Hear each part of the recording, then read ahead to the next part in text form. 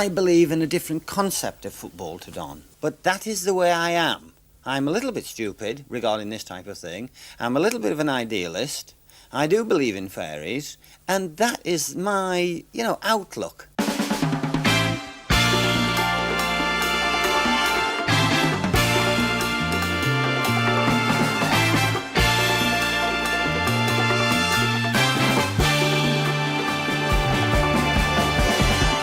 The manager Brian Clough, an English manager gifted with charisma and famous for his quotes and interviews. A talkative man for sure, but behind the arrogance and self-confidence, there are trophies and big accomplishments. European champions. Either at Derby County or Nottingham Forest, Clough's influence was massive and effective wherever he went. Nottingham Forest have done it. This is the story of Brian Clough and how he climbed from the depths of the English league to the top of European football.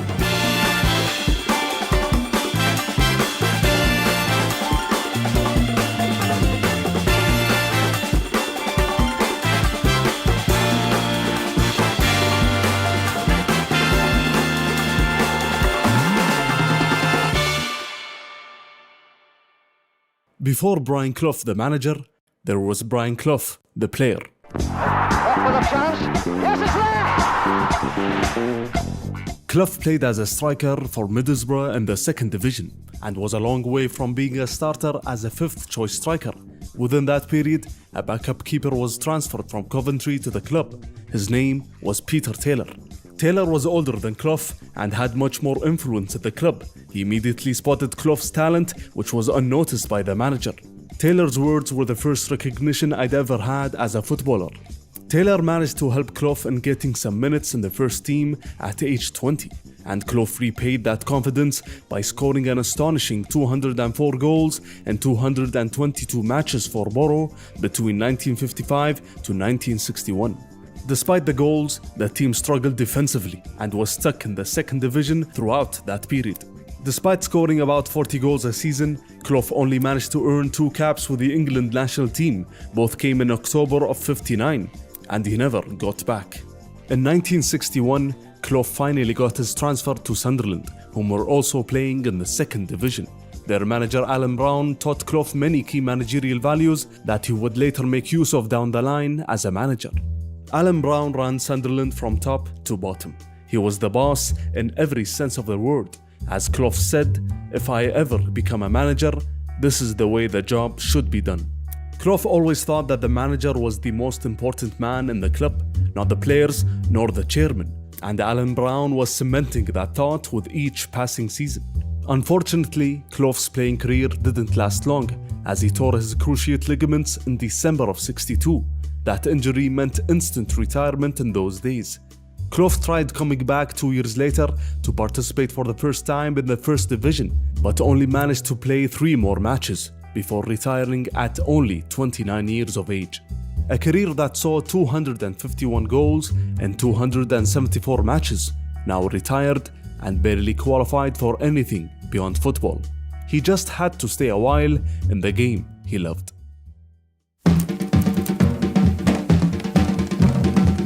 Clough had a chance to manage the Sunderland youth team. After that, he accepted his first managerial job at Hartlepool in the 4th Division at only 30 years of age, making him the youngest manager in the league at that time. His first decision at the club was to bring his friend Peter Taylor as an assistant manager, as it signaled the start of a great partnership. After Hartlepool had suffered in the depths of the 4th Division, Clough managed to push the team to 8th position in his 2nd season. He did that despite the severe lack of talent in the team. Following that season, Clough caught the eye of Derby County, whom were rooted in the 2nd Division for a whole decade. Clough brought his assistant Taylor, and both were surprised by the situation at Derby. As Clough said, Derby was being run like an amateur club. They had a striker named Ian Buxton, who played cricket for the local county team Derbyshire, and because the cricket season overlapped with the football season, they basically had a part-time centre forward. The whole lineup needed major changes, and this is where Peter Taylor shines, the man with a great eye for talent. And along with Clough's charisma and negotiation skills, they were both a very strong duo. Clough always believed that when building a new team, you need to start in the middle. The spine had to be right, as Clough used to say. So in came a new keeper named Les Green, the defender Roy McFarland, midfielder John McGovern, who came with Clough from Hartlepool, and a new striker called John O'Hare. Such to Clough's ruthlessness that only 4 players would survive from the original team. Clough even sacked the club's secretary and chief scout. But the first season under Clough was pretty bad. Derby ended the season in 18th position, a position lower than the previous season under the old management. But the foundations were laid, and they had virtually a new side. But Taylor thought that the team needed more experience and suggested to Clough to bring in Dave Mackay. Dave Mackay was a big name and big player in those days and was one of Tottenham's legends. As Clough said recently, he's their greatest ever player. He won many trophies with Spurs and played as a wing half, which is basically an extinct position these days. The idea of Mackay's signing for Derby County was impossible in those days, despite his age. But Clough went to White Hart Lane and convinced the player in his own special way. The impossible was possible, as Mackay eventually agreed to sign with the club. Clough got his new captain and asked him to play in an entirely new position for the experienced player as a sweeper. In those days, and especially in the second division, most clubs were relying on long balls, especially under pressure from other teams. Clough thought that with Mackay dictating the tempo at the back and being cool under pressure with his vastly superior abilities, the ball would move on the ground and transition play would be smooth and simple. That would also have a huge influence on developing the other players and especially the younger ones. The tactic was very effective, as Derby started the new season, protested the decision out on the streets, and the players refused to play the next match, and Clough mentioned that his resignation from Derby was a huge mistake.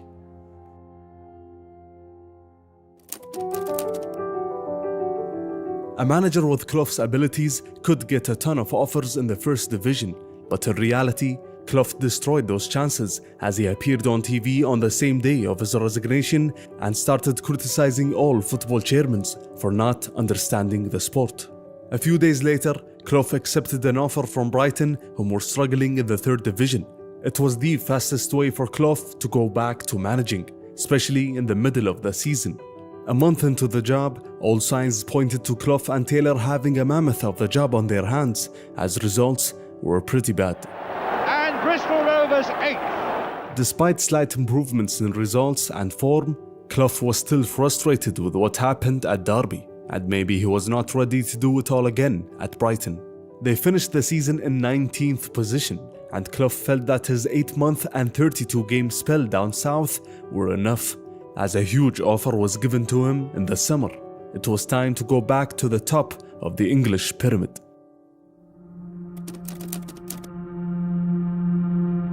Leeds chairman searched for a successor for the legendary manager Don Revie, who decided to take the England job. Brian Clough was the top candidate, which was odd because Clough was publicly considered Leeds and Don Revie's #1 critic. He was the same person who said on TV that Don Revie should be fined and his team kicked out of the first division and dumped to the second. They didn't like Cloughie at Ellen Road. A good comparison was if Arsene took the United job in '99, and even that comparison is not enough to reflect the magnitude of the situation. Clough thought that this was a golden chance for him to win the European Cup, as Leeds were England champions. He also thought that he could make the team play in a more attractive and better way from what Don Revie has done in the past. I think they've been champions and they've not been good champions. I can't do better than winning the league because Revie won it last year. But as I've said already, I perhaps can win it a little bit better with a bit of luck. He was ready for the job, but had to accept it without his assistant and right-hand man Peter Taylor, who refused to leave Brighton. When Clough arrived at the club, there were several underlying issues. Several players had unresolved contracts, the team was aging, and Don Revie took his assistant with him to the national team. And the amount of hatred aimed towards Clough inside the club was surprising for the young manager. Clough was alone. Only the coach Jimmy Gordon had his back since their days at Derby County. Brian Clough's first mistake was when he faced the players for the first time and criticized most of them and told them to throw their winning medals in the bin. The results on the field reflected the amount of support Clough had from the players, as they lost their first test in the Charity Shield match against Liverpool. The Leeds captain Billy Brummer fought with Kevin Keegan, and both were sent off from the match. In the league, Leeds United had their worst start in history, as they won 4 points from the first 6 matches. Clough's insistence on changing everything in the club, along with other factors which were out of his hand, meant that on the 12th of September, Clough was sacked, surprisingly only 44 days after he was hired. On the very same day, Clough went to the Yorkshire studio and without prior knowledge was interviewed along with Leeds ex-manager Don Revie. The discussion was heated, open and candid between two very different managers. Do you feel that you were given a chance in the job? Well, 7 weeks is hardly a long time to be given a chance in any job. I would hope that Mr. Revie would get a lot longer time in his job. You see, you have different styles as managers. It's generally believed, I don't know with what accuracy, that you don't get on particularly well. Now, why is that? I believe in a different concept of football to Don. It can be played slightly different to the way Don plays it and get the same results. Well, I don't know. I think that Brian is a fool to himself. He's criticised so many people in the game whose records stand to be seen. Why did he come from Brighton to Leeds to take it over when you'd criticised them so much and said we should be in the second division for this and we should do this and we should do that? Why do you take the job? Well, because I thought it was the best job in the country. I wanted to have a crack at the European Cup this year. I wanted to win it. I wanted to do something you hadn't done. I wanted to do that, and I want to do it better than you. You can understand that, can't you? Yes. What's going to happen now to Brian Clough? You're going to be in a very difficult situation because after the argument with Derby, you left Brighton under a cloud, and now this with Leeds. Who's going to touch you with a barge pole, as it were? 16 weeks after being sacked at Leeds, and on the 6th of January 1975, Brian Clough had accepted Nottingham Forest's offer to be manager. The second oldest team in England was not successful, as they only had 3 official titles to their name since they were founded. They were in the second division at that time and in 13th position, 5 points away from the relegation spots when Clough arrived. They were in trouble, and some close contacts to Clough tried to warn him from the job. One of the club's committee members even said Forest were the most unbecoming financial and footballing situation didn't help. Some new signings were brought in before the new season, but the results were the same. An average start to the season dropped the club to 16th position at the end of January, and local media outlets predicted another relegation battle to stay in the second division. If Clough was managing today and in these situations, he would have been sacked after those results, but management stood by him, and following a good run of form in the last stretch of matches, Forest climbed up to 8th position to finish the season, but never really fought for promotion throughout the year. After a season and a half, Clough failed to find a way past the second division. Change was needed, so when Peter Taylor left Brighton in the summer of '76, Clough brought him immediately to Forest on July of the same year, as Clough managed to get back some of his usual energy. After a few friendly matches, Taylor studied the team and was surprised by the lack of talent in the group and told Clough, "That was a feat by you to finish 8th in the second division, because some of them are only third division players." Taylor immediately started berating and criticizing the team, focusing mostly on the Scottish player John Robertson, whom was both overweight and was uninterested in training sessions. The reason Taylor was aggressive towards Robertson was because both him and Clough thought he was a fantastic player. After Taylor's arrival, several players left the club, as Clough gave him agency to bring in new players as they've done in the past. Signing players while the team is in the second division is not easy. Forest's first big signing was the arrival of Larry Lloyd from Coventry. The defender was hard to sign because he used to play for the mighty Reds, and his agreement to play in the second division, especially with his ego, was difficult. Clough added a sweetener to the deal, a washing machine for Lloyd's new house. With other new signings, like the striker Peter Withe, Forest became a good team that season. Forest even managed to win the Anglo-Scottish Cup final in December of '76 to give the team their first taste of success, even if it's not an official and massive cup. With good form picking up around March of '77, Clough and Taylor were handed the chance to go back to Derby County after their manager Mackay was sacked. Everything was agreed between the two sides and the press conference was ready, but Clough changed his mind in the last minute. Maybe he saw something in this Forest team. Finally, after 3 tries under Clough, Nottingham Forest managed to get promoted to the first division, just barely. They had 52 points from 42 matches. the 5th lowest points tally of any promoted team in English league history. But they were promoted, and that's what's important, and now the focus shifted to staying in the division. But Clough had other ideas. During the summer, Brian Clough had to re-evaluate the team.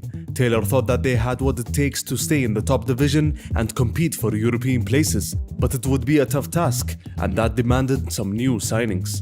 In came the Scot Archie Gimmel, who played under Clough at Derby County. Then came the aggressive defender Kenny Burns, who had a bad reputation. Usually Clough doesn't acquire those types of players, but Taylor convinced him to take the punt and try him out. The last signing, which was made in October, was the signing of Peter Shilton from Stoke City. The national team keeper was one of the best keepers in Europe, but was going nowhere at Stoke, whom were relegated that year. He came for £250,000 and became the most expensive goalkeeper in history at that time. In those days, nobody paid anywhere near that fee for a keeper, but Shilton absolutely deserved it, and that showed quite clearly throughout the season. Most media outlets predicted a relegation battle for Nottingham Forest that season. Liverpool were the kings of the land as they won 3 league titles in the previous 5 seasons, finishing second in the other 2. Manchester City had an entertaining side, Ipswich under Bobby Robson was a strong opponent, and FA Cup holders Manchester United had some big names in their team. Those were the real competitors for the league title.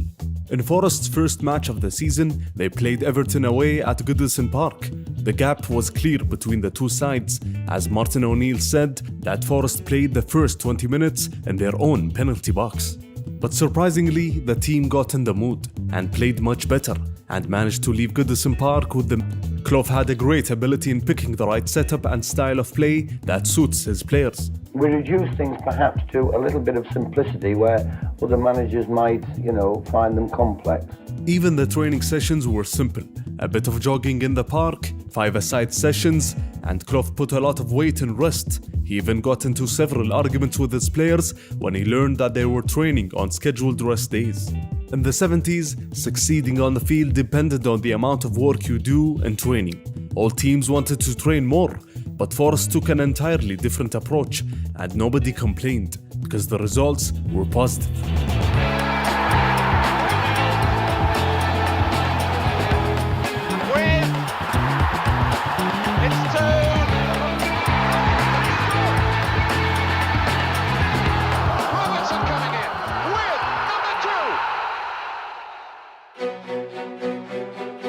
After Don Revie left his post as England's manager to manage the UAE national team, Clough was the #1 candidate according to the polls. The English FA conducted several interviews with Clough and other candidates. Those other candidates haven't won a league title like Clough and didn't have the same successes as Brian. But the FA preferred somebody more tempered and could be controlled. They wanted a good ambassador for the nation, and they were not big fans of Clough's character. So they chose Ron Greenwood as England manager, as Clough's dreams were shattered. The club was obviously pleased, as Clough was only 42 years old and managed to build a very strong team. Clough then sent a clear and strong message to the English FA in the following match, as Forest went to Old Trafford and destroyed United, as they won by 4 goals to 0. Looking so nippy, it's so unlucky and then lucky. And it's well bumped in by Woodcock. And it's got to be 3, and it is. On the keeper, and this time number 4. Manchester United buried in their own backyard. This was the match that gave the players the belief that they could actually do the impossible and win the title. And one of the big factors of this success was the Scottish player John Robertson. John Robertson by the Ipswich defence. He was not the fastest on the field, but the Scot had great ability in dribbling past defenders in simple ways, and he also produced great crosses, as his colleague John McGovern said recently that John Robertson was like Ryan Giggs, but with 2 feet. He was the star of the team, no doubt, and when he gets tightly marked, he isn't selfish and can pass into the open spaces to create dangerous chances for his teammates. Slowly but surely, Forest were becoming a strong foe for the mighty Reds, and they proved that in the League Cup final at Wembley.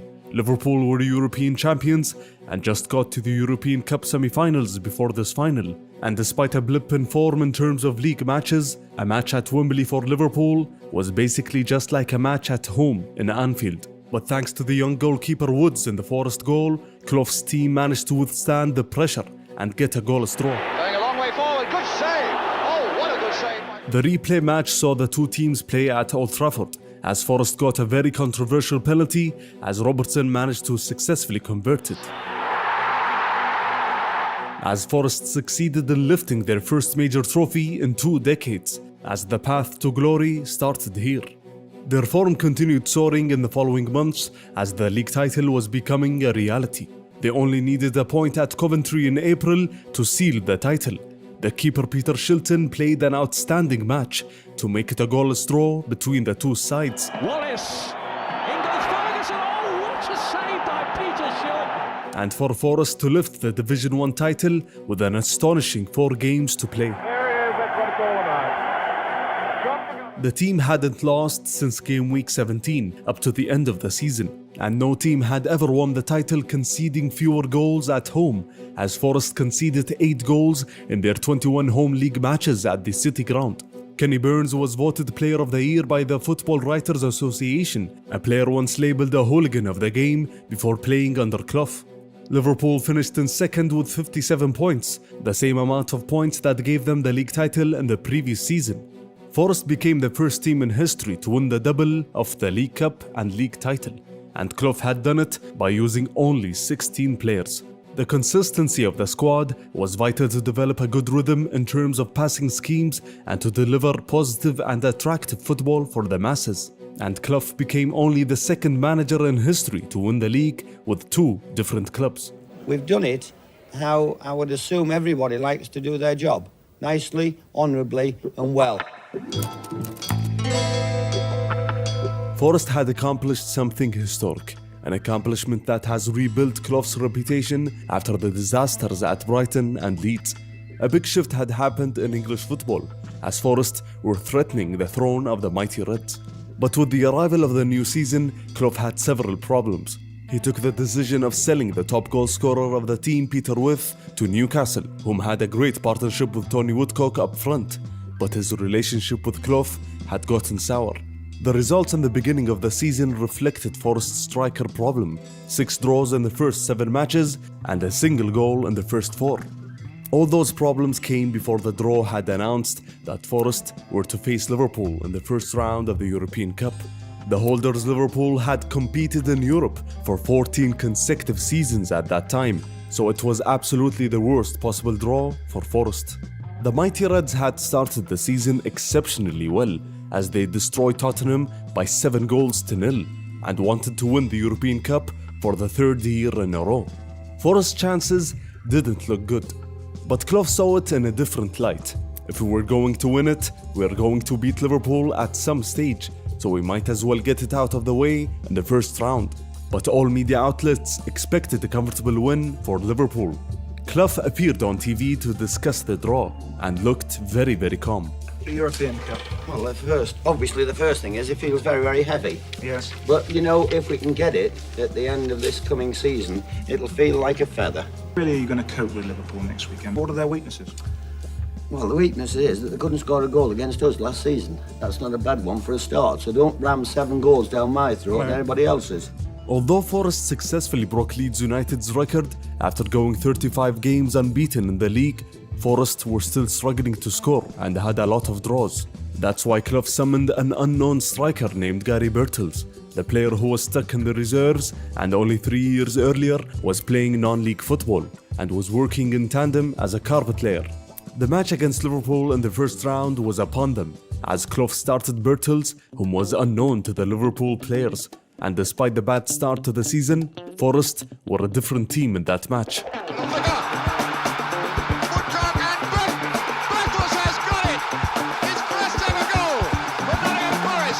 Great skills in cross Woodcock, and a superb goal from Barrett. Forest won the first leg, and Birtles scored his first for the club.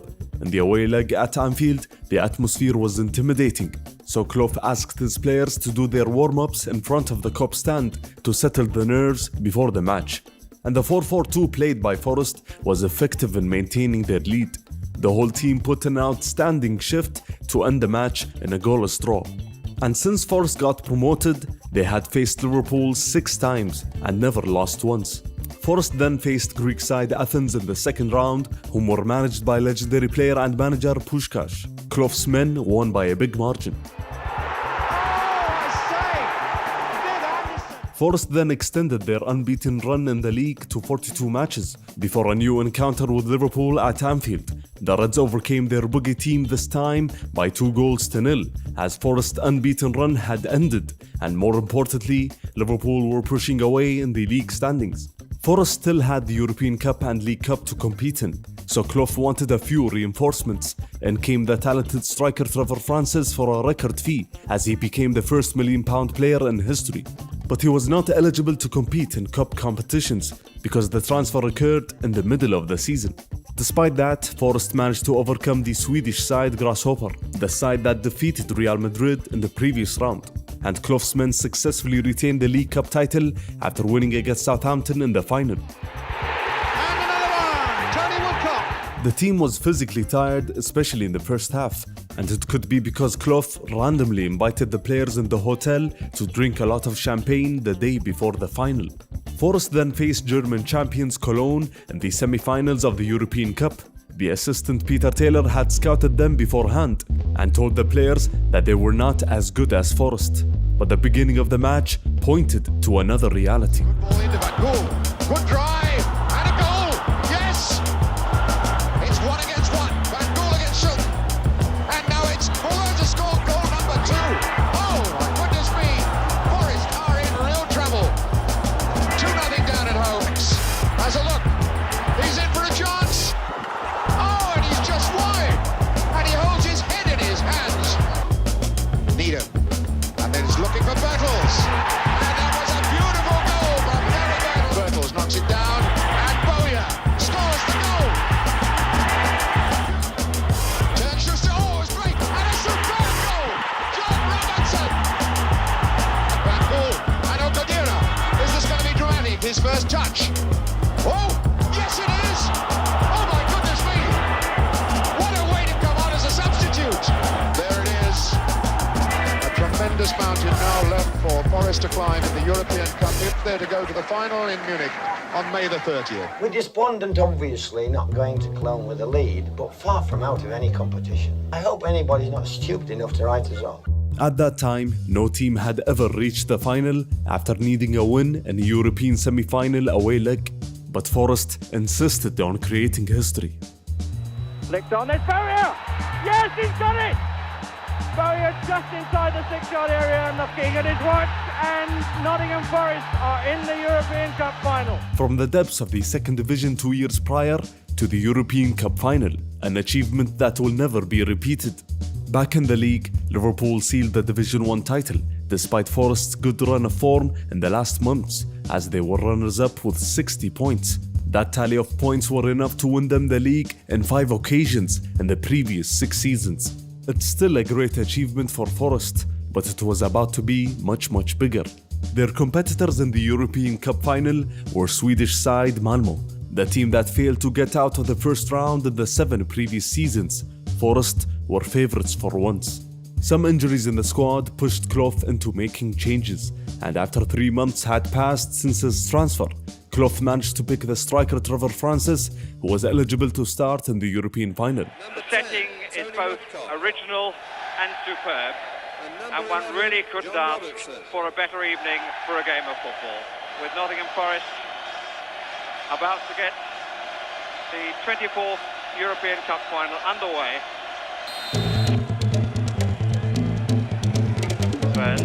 Oh, he's given it away to Schindler and rescued by Shilton. That's McGovern's shot! 2 important players before the start of the match and lost the third during The team had lost some key members. Archie Gimmel was very upset after not being selected for the final in the previous season, so he left after a few spats with Clough. The experienced defender Frank Clark retired and Tony Woodcock moved to Cologne. Forest began their journey to defend the title by winning against Swedish side Östersund in the first round of the European Cup. The surprising thing was Liverpool being knocked out in the first round for the second year running, as Forest were England's only representative in the competition. A comfortable win against Romanian side Argis Batisti secured Forest's place in the quarterfinals, and with that win, Forest had broken Real Madrid's record in the 50s by being unbeaten in 13 consecutive European Cup matches. Clough's men participated in the European Super Cup and faced Barcelona. When the Catalan club had arrived at Nottingham, they were surprised by the state of the club. How does the European champion not have a training facility and used to train in the park near the stadium? But in all cases, Forest won the first leg and drew the second at the Camp Nou as the team lifted a new trophy. In the middle of these European achievements, Forest were struggling locally, as they fell all the way to 13th position in December, and their unbeaten run at home was over after 51 matches. Forest eventually picked up some form and managed to end the season in 5th position. The focus was on the European Cup, as they successfully came back against Dynamo Berlin after losing the first leg. Then they defeated Ajax Amsterdam in the following round to get back to their second final in a row. German champions Hamburg were their competitors, the team that thrashed Real Madrid in the semi-finals 5-1. The German team led by Kevin Keegan were no doubt the favourites.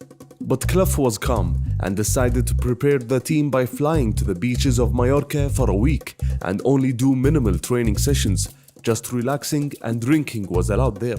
Forest entered the match with many injury-related absences. They became the first team in European Cup history to name 4 players on the bench. So Clough played the teenager Gary Mills in the final to support Bertels up front. And there was a lot of noise around Manny Kultz, the German right-back whom was famous for his crosses. But Clough didn't care. We've got a little fat guy that will turn him inside out. And that's what happened in the final. John Robertson was the key figure again. Still Robertson, getting his shot in, and a goal! Robertson! After going ahead, Forest held on thanks to Peter Shilton. Superbly turned away by Shilton. Oh, and a brilliant save by Shilton. The Counts with a shot. It forward.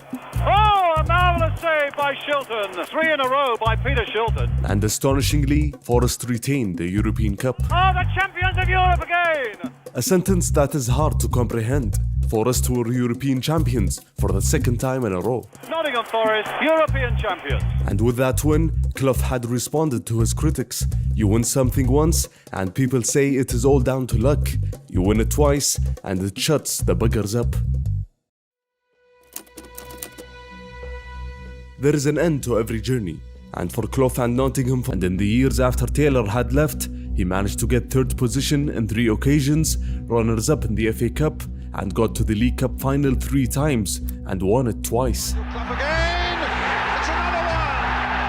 And even got to the semi-finals of the UEFA Cup, but lost against Anderlecht after several contentious refereeing decisions. He missed Peter Taylor's great eye for talent, but Clough managed to get in many good players within that period. Players like Stuart Pearce, Des Walker, Neil Webb, Lee Chapman, Teddy Sheringham, Roy Keane, and Clough's son Nigel. But despite these successes, Clough said in his autobiography that he regretted not retiring after he lost in the FA Cup final in '91. Throughout his career, it was the only local competition he never managed to win. Paul Stewart scores, and there it is. Tottenham Hotspur have won the FA Cup, and Brian Clough has failed at his 34th attempt. He regretted that decision because of what happened later in his career, as in the late 80s and early 90s, Clough struggled with his alcohol problem, and that addiction started to affect all aspects of both his personal and footballing life.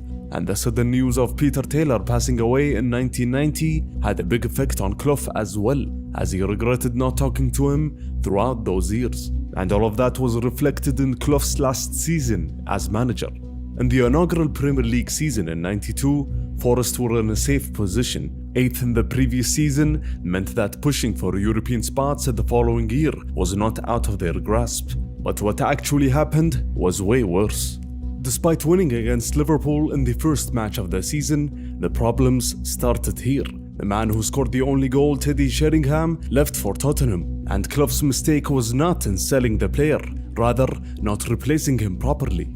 And England's right-back Des Walker left for Sampdoria in the summer, and the captain Stuart Pearce was involved in several contract negotiations demanding a raise in salary.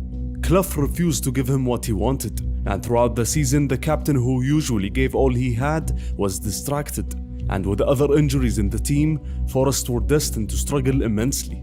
After winning their opening match of the season, Nottingham Forest played a total of 20 league matches and managed to win only twice. That pushed them to the bottom of the table, 6 points from safety. The tactical innovations in football within that period were a factor as well, as Clough didn't change his tactics and solely believed in the method of motivation to get the best out of the team. Form did pick up with the new year, but Forest's destiny was sealed in the last couple of months, as Clough decided to finally retire as a manager. Brian will retire at the end of this season. And on the 1st of May 1993, Forest were officially down after a loss at home against Sheffield United. Oh, Gale, a free header and a goal for Sheffield United. That might be the final nail in the Forest coffin. Nottingham Forest are relegated, and it shows all over the face. And Brian Clough with a little shrug of the shoulders. Why do you think Forest have gone down? We're not good enough. Simple as that? Simple as that. And what about the manager? Well, I think he must have contributed to it somewhere along the line. I don't think he's been good enough either. What are you going to be doing? Weakest cut, I know you've got one more Everything. game to come. And my mum used to say, mind your own business. Going to miss you. Are you going to miss us? Are you going to miss the game desperately? No, I'm not. I'm a Football League manager by trade. That's my trade. All right? I do it well, I do it good. It could be argued I'm the best in the business. Brian Clough was only 58 years old in that interview, but he didn't look like it. He was tired and defeated. He started his career as the youngest manager in the country at 30 years of age, and after 20 years full of wit, charisma, humor, and success, his career had ended in the worst possible way. But Clough's footballing achievements will be remembered forever. I think conceit and arrogance is part of a man's makeup. Perhaps I've got too much. You and your profession just might recognise that we are a good side. Michaels has got it! And a superb goal! John Robertson! What a fantastic goal! Magnum and then Francis! And the European Cup has come to Nottingham Forest. We've got several things in common, but the main thing we've got in common is we want the same things.